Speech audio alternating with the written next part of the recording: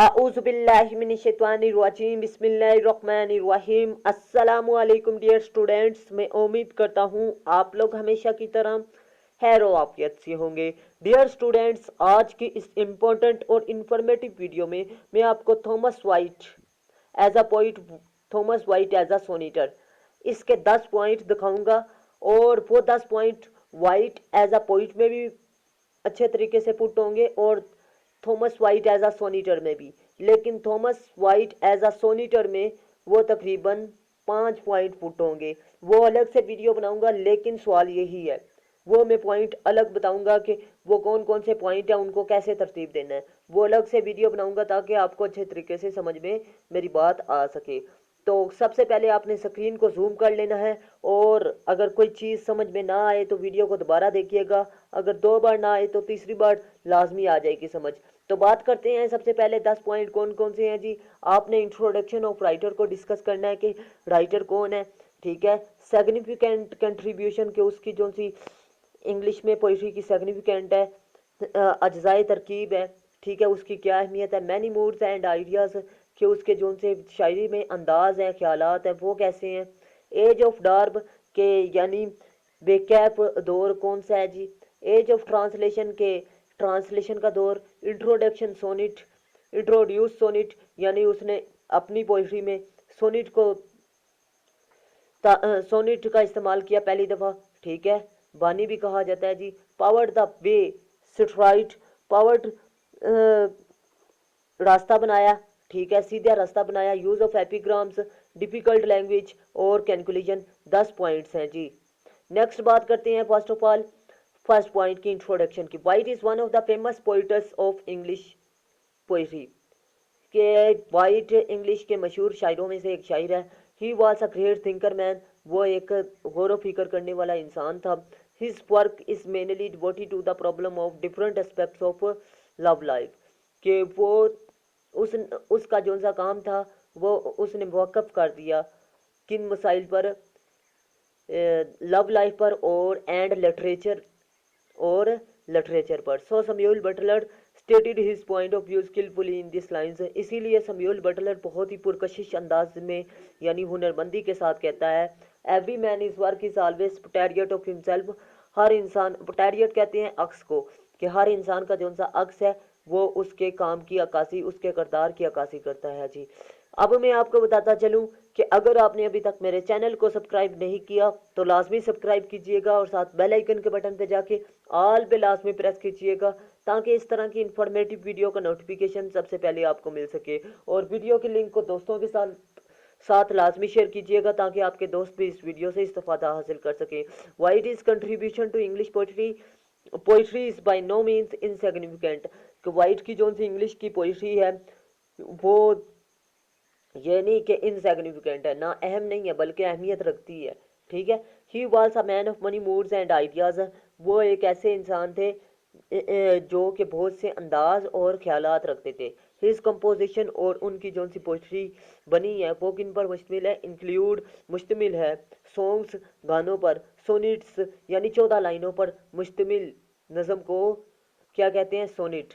Lyrics यानी गीत पर, ब्लेड्स और आले आलात पर, एपिग्राम्स तंज पर, पैसलियम पर, ठीक है, एंड स्टायर्स पर। स्टायर्स किसे कहते हैं, तंज को। तो अगर आप लोग मेरी ऑनलाइन क्लासेस अटेंड करना चाहते हैं तो आप लोग मेरी ऑनलाइन क्लासेस भी अटेंड कर सकते हैं। और काइंडली आप लोगों ने अगर नोट्स लेने हैं तो आप लोग मेरे व्हाट्सअप नंबर और कमेंट सेक्शन पर रब्ता कर सकते हैं। इंशाल्लाह मैं आपको नोट्स सेंड कर दूंगा, लेकिन उनकी मुनासिब कीमत भी होगी। नेक्स्ट बात करते हैं जी फोर्थ पॉइंट की। द एज ऑफ चार्सर प्रोड्यूसिड पैदा करता है 5 इमिनेंट पोइट्स, 5 बड़े शायरों को। But after this golden period of English poetry, इस सुनहरी इंग्लिश के दौर के बाद पोइटिक एक्टिविटी के शायरी की जो सी एक्टिविटी थी स्लेकैडनीड यानी आस्था हो गई, डिस्पैरेटेड और मायूस होगी, नाउमीद हो गई, एंड लैंग्विशिड और कमज़ोर हो गई। And by the time of Wyatt, और ये टाइम किसका वक्त था जी, वाइट का। देयर वाज हार्डली, और ये वो मुश्किल दौर था, एंड पोइट्री वर्थ रिटन, जिसमें पोइट्री की कदर कम हो रही थी। Therefore C S Lewis called the age of Wyatt as a dark age of English poetry, कि इंग्लिश के दौर के लिए ये बेकैफ और बदमज़ा दौर था, कि ये वो दौर था जब 5 बड़े शायर पैदा हुए, उसके बाद इंग्लिश पोइट्री जो सी थी ख़त्म होने जा रही थी। इसीलिए C.S. लीवर्स क्या कहता है, डार्क एज। ठीक है। पांचवा पॉइंट है, Wyatt gave a new direction and orientation, direction रास्ता एंड ओरिएंटेशन और रुख to English poetry by and evolving to fuse native and the foreign tradition in his poetry, कि इंग्लिश को नया रुख और नया रास्ता दिया जी। ठीक है, बरूनी दूसरे शायरों ने। ठीक है। नेक्स्ट वो कह रहा है, his poems were short but Fairlie memories, कि उसके जो सी पोइम्स हैं वो शॉर्ट हैं लेकिन उनमें गहरा मीनिंग पाया जाता है। दे वर ट्रांसलेशन एंड इमिटेशन, और वो ट्रांसलेशन है किनका, नकल उतारने का, इमिटेशंस का। ठीक है, यानी उनकी नकल है। नेक्स्ट कह रहा है, he set the fashion of translating poems from Italy mostly, और उसने फैशन कौन सा अपनाया जी, he set the fashion of translating poems, के पोइम्स को ट्रांसलेट करने का अटली से। ठीक है, ज़्यादातर जो सा उसने फैशन अपनाया। Chaucer too had started his poetic career as a translator and also as an imitator of foreign poems mostly from the French poets, और उसने ज़्यादातर फॉलो किया फ्रेंच पोइट्स को। therefore this period is also called the age of translation, इसलिए इस period को क्या कहा जाता है, एज ऑफ ट्रांसलेशन। एक अहम बात बताता चलूँ कि मैंने 9th से लेकर MA इंग्लिश तक ऑनलाइन क्लासेस का आगाज़ किया है। आपके एडमिशन से लेकर आपके एग्ज़ाम के आखिरी दिन तक में इंशाल्लाह ऑडियो वीडियो लेक्चर की सूरत में और इसके अलावा टेस्ट सिस्टम की सूरत में आपको रहनुमाई फराहम करूँगा, और इसके अलावा आपके डेली टेस्ट सिस्टम का रिजल्ट भी अनाउंस किया जाएगा। इसका फ़ायदा ये है कि आप लोग एकेडमीज़ और कॉलेजेस और यूनिवर्सिटीज़ के चक्कर से आज़ाद हो जाते हैं। आप लोग कोई जॉब भी कर सकते हैं और इसके अलावा कोई कोर्स भी सीख सकते हैं। अपनी रोज़मर्रा ज़िंदगी के मसरूफियात में आप लोग MA इंग्लिश और BA इंग्लिश की तैयारी और FA इंग्लिश और मैट्रिक की इंग्लिश की तैयारी कर सकते हैं। तो काइंडली आप लोग मेरे व्हाट्सअप नंबर पर लाजमी रब्ता कीजिएगा अगर आप लोग इंटरेस्टेड हैं। नेक्स्ट बात करते हैं, like Chaucer Wyatt visited Italy, Rome, Spain and France. Chaucer की तरह वाइट ने भी अटली, रोम और स्पेन और फ्रांस को विजिट किया। On his return to England, और इंग्लैंड वापसी पर ही डिज़ायर्ड, उसने ख्वाहिश की, to fashion English verse, English poetry को on the model of the Italians and the ancient Greek, के वो जोन से अटालियन थे, अटली थे और पुराने जोन से शायर थे उनके मॉडल पर अपनी शायरी को बनाए। His first object was to the nobility, nobility बेटा जी कहते हैं जी बुजुर्गी को, एंड डिग्निटी अजमत को, एंड द ग्रेस कहते हैं जी सजाना, रिस्टोर वापस करना, to English verse that had lost during the 15th century after Chaucer, और उसने इस पहलू को, इस बुजुर्गी के पहलू को और असमत के पहलू को और सजाने के लिए उसने वापस कर दिया इंग्लिश पोइट्री को। ठीक है, जो कि ख़त्म हो चुकी थी चार्सर के दौर में। नेक्स्ट बात करते हैं जी 6 पॉइंट की, Wyatt was the first poet who introduced, जिसने इंट्रोड्यूस करवाया sonnet in English poetry based on the Petrarchan model. ठीक है, उसने पटारकन मॉडल पर क्या इंट्रोड्यूस करवाया, सोनिट को। ठीक है, जिसकी बुनियाद पटारकन मॉडल पर थी। By the use of sonnet, और सोनिट के इस्तेमाल से लिरिसिज्म गीत again appeared into English poetry, दोबारा जाहिर हुए इंग्लिश पोइट्री में। It also paved the way straight for both music and passion which were subsequently, बेटा जी सब्सिक्वेंटली पीछे developed by Spenser and Sidney, Spenser और सिडनी के। ठीक है, ये वो दौर था जिसमें सीधा रास्ता इन्होंने दिखाया म्यूज़िक का और पैशन का। ठीक है, किसके बाद, स्पेंसर और सिडनी के बाद। वाइट आल्सो यूज्ड एपिग्राम्स, एपिग्राम्स कहते हैं जी तंज को। ठीक है, या फिर आप कह सकते हैं मज़ाहिया नज़म को। ठीक है, इसका इस्तेमाल किया गया। Epigrams to Wyatt was not a stinging store of wit, बेटा जी स्टिंगिंग स्टोर कहते हैं जी, स्टिंगिंग स्टोर मतलब होता है जी ऐसी नज़म जिसमें दबाया जाए अक्लमंदी को। फॉर एग्जांपल, मिसाल के तौर पर, the lover compare his heart to our charged gun, के शायर आशिक को किसके साथ, अबरचार्जिड गन के साथ कंपेयर करता है जी। नेक्स्ट है love is like a stream falling from the Alps, के प्यार जो सा होता है जी वो ऐसा पहाड़ होता है जी जो कि स्ट्रीम फिलिंग फ्रॉम द एलपीज होता है जी। नेक्स्ट वो कह रहा है जी मतलब ये कि जो उनसा प्यार होता है ये एक ऐसी बहती हुई नदी है जो कि पहाड़ का बड़ा हिस्सा होता है। नेक्स्ट वो कह रहा है जी love is galley ship.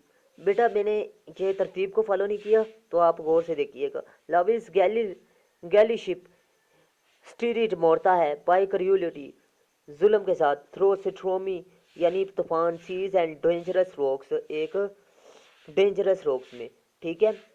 Next दस हिज स्टायर्स आर आल्सो, कि उसके जो से स्टायर्स हैं वो उसके ग्रेड मफाद के मुतलिक है, ठीक है, शौक के मुतलिक है। बोथ इन इंट्रेंसिकली हकीकत में एंड टेक्निकली और टेक्निकली तौर पर। This are three in numbers, जिनकी तीन तादाद है। The first of the mean and sure state, पहला इस पॉइंट में से लिया गया। The second of the countries life, ठीक है, काउंटीज लाइफ में से सेकंड स्टायर लिया गया जी। नेक्स्ट वो कह रहा है जी the third how to use the court and himself therein, और तीसरी जोन सा स्टायर लिया गया वो कहाँ से लिया गया जी, इस पॉइंट में से लिया गया जिसका नाम है how to use the court and himself therein. These satires every mark of sincerity, ठीक है, कि ये जो उनसे स्टायर्स हैं ये किसके निशान हैं, इसकी मुखलसपन की, यानी उसकी पोइम में स्टायर्स इस चीज़ की निशानदही करते हैं कि वो एक ग्रेट शायर है, ठीक है। तो अगर आपने अभी तक मेरे चैनल को सब्सक्राइब नहीं किया तो लाजमी सब्सक्राइब कीजिएगा और साथ बेल आइकन के बटन पे जाके ऑल पे लाजमी प्रेस कीजिएगा। मैं आपके लिए बहुत ही इंफॉर्मेटिव वीडियोस लाता हूँ। अगर आप लोग मैंने अभी तक मेरे चैनल को सब्सक्राइब नहीं किया तो लाजमी सब्सक्राइब कीजिएगा। तो नेक्स्ट बात करते हैं जी Wyatt uses difficult language and syntax difficulties language and syntax in his poem, कि वो अपनी पोइम में बहुत ही मुश्किल, डिफ़िकल्ट और सेंटिक्स लैंग्वेज का इस्तेमाल करता है, यानी मुश्किल, ठीक है। ही जनरली वो अमूमन फॉलो करता है द राइमिंग स्कीम को। राइमिंग स्कीम किसे कहते हैं, मतलब एक शेर में, एक स्टैंजे में जो लाइनें आपस में मिलती जुलती हैं, ठीक है, एक स्टैंजे के अंदर, उसे राइमिंग स्कीम कहते हैं जी। ऑफ ए बी ए, ठीक है, कि इस तरह की लाइनें आपस में मिलती जुलती हैं। CDDCEFFEGG है। दीज क्वालिटीज़, ये जो उनकी सलाहतें हैं, ये जो उनकी खूबियाँ उसकी, makes his poetry very remarkable and impressive. ये क्वालिटीज़ जो सी हैं ये उसे उसकी पोइट्री को आला और इम्प्रेसिव यानी मुतासर कुन बनाती है, ठीक है। नेक्स्ट आखिरी पॉइंट है जी इस पोइम का, इस सवाल का। His description of the poem is very realistic, poetry is very realistic, ठीक है, यहाँ पर आना है जी, पोइम नहीं आना, ठीक है, कि उसकी जो सी डिस्क्रिप्शन है पोइम की, पोइट्री की, वो रियलिस्टिक है, ठीक है, यानी हकीकत पसंदाना है, ठीक है, कि उसने जो सी तकनीक इस्तेमाल की है वो हकीकत में तस्लीम की जाती हैं आज भी, जैसे कि सोनीट हो गया। इन शॉर्ट वाइट ओकोपाइज हासिल करता है डिस्टिंक्ट नुमाया पोजीशन इन इंग्लिश पोइट्री में। ही was a Nobel figure in English poetry, उसने आला हिंद से हासिल किए इंग्लिश पोइट्री में। हिज स्ट्रेंथ, उसकी ताकत, हिज ऑर्डर और उसकी तरतीब, हिज मेनलिनियस और उसकी मर्दानगी, his complete freedom from affection मुतासर कुन, मेक्स हिम